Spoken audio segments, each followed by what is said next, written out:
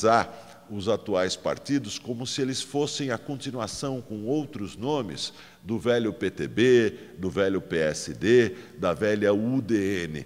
E, embora haja uma certa sedução nesse tipo de análise, ela é essencialmente falsa, porque as cúpulas e as lideranças políticas do pré-64 foram eliminadas durante 20 anos de ditadura militar. Eliminadas pela passagem do tempo, porque morreram, ou eliminadas pela dinâmica da política, porque elas deixaram de ser relevantes. Então, com poucas exceções, poucas e notáveis exceções, as velhas lideranças pré-64 quase nada significavam depois do fim da ditadura militar. As poucas e raras exceções, no nível nacional, podem ser resumidas a um nome, Leonel Brizola. Fora Leonel Brizola, os outros retornados do exílio nunca conseguiram estabelecer uma posição política importante no pós-64. E depois da ditadura, um novo sistema partidário se configurou. Esse novo sistema partidário, na sua maior parte, não é uma emanação do Estado, o que é um grande avanço político no Brasil.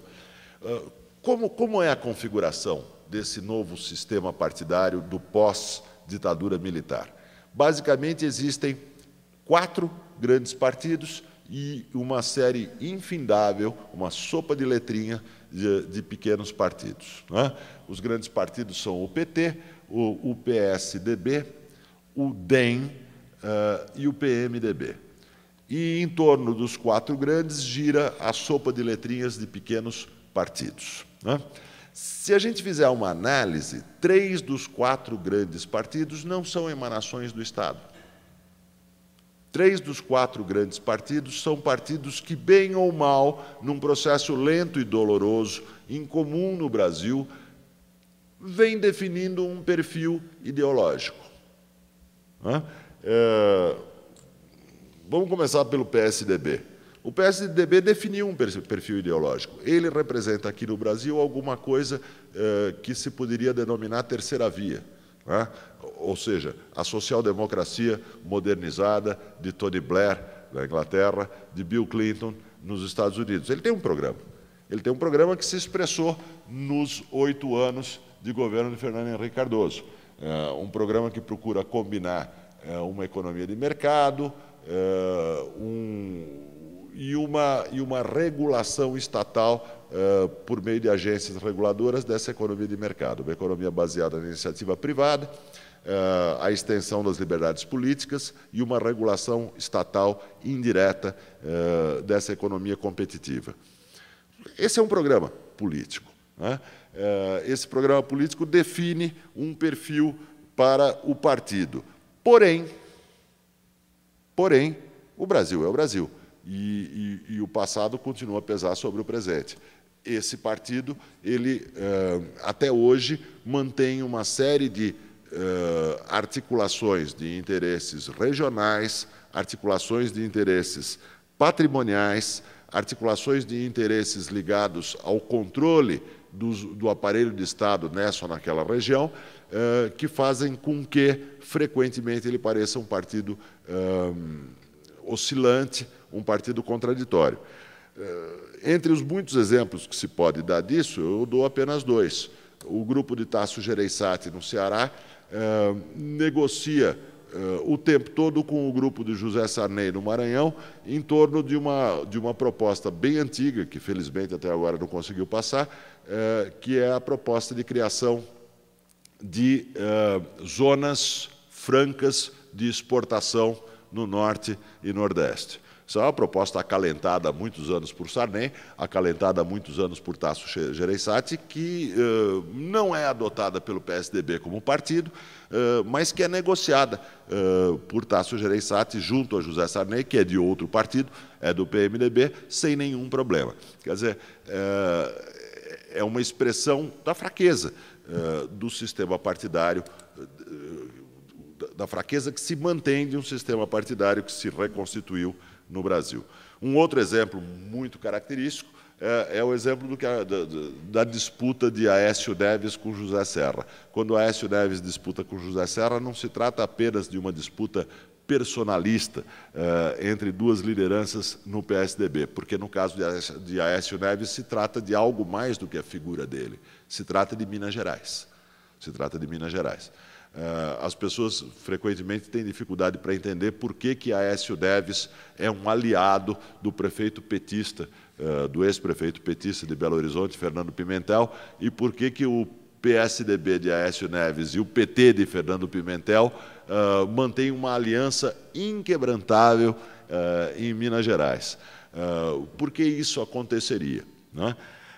Geralmente a explicação é, bom, Minas Gerais é diferente e os políticos mineiros são diferentes. A política em Minas Gerais envolve um mistério, envolve algum tipo de segredo. O político mineiro é uma figura mitológica da história brasileira. Não há nenhuma mitologia aí, né? Em 1893, quando Minas Gerais decidiu trocar sua capital de Ouro Preto para Belo Horizonte, aquela decisão implicou um acordo das elites industriais incipientes do então Estado de Minas Gerais. E o acordo era: nós vamos nos unir para impedir que Minas Gerais se torne uma fazenda de São Paulo, para impedir que Minas Gerais perca o seu poder econômico e político na federação, no momento em que ela se encontra na decadência do antigo ciclo minerador. E ao longo de todo o século XX, essa aliança das elites industriais e políticas de Minas Gerais funcionou.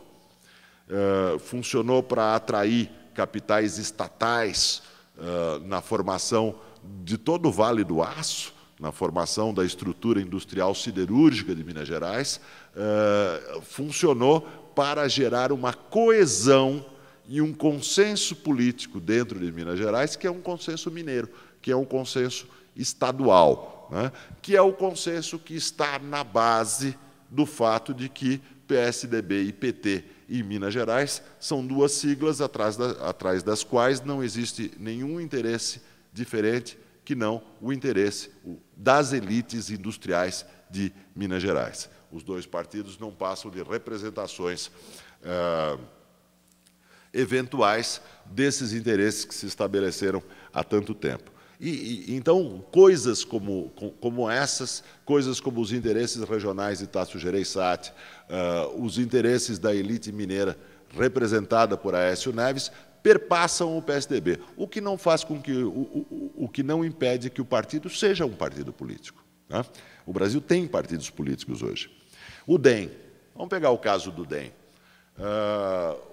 O DEM, antigo PFL, sofreu uma grande mudança que pouca gente percebeu nos últimos 10 anos. O PFL foi formado como um condomínio de oligarquias agrárias e industriais regionais. Foi isso a formação do PFL. No caminhão de mudança da antiga Arena,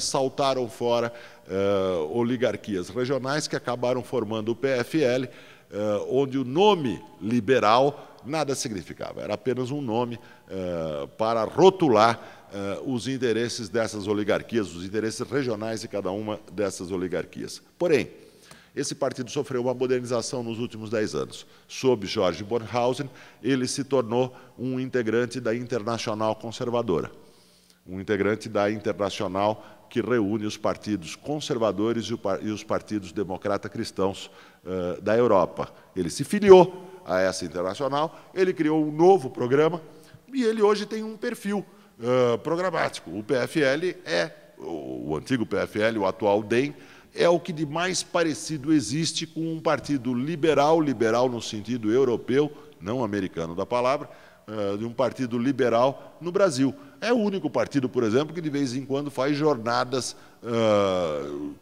por diminuição de impostos. Esse tema tão importante para a Europa, tão importante para os Estados Unidos, qual é o nível de impostos que pagaremos? Esse tema que gera acirrados debates na época eleitoral e que determina o voto de grande parte do eleitorado nos Estados Unidos e em vários países europeus, no Brasil nunca foi um tema eleitoral. Sempre foi um tema deixado para os tributaristas. Enquanto isso, o Estado sempre aumentou a tributação. O DEM hoje é um partido que traz para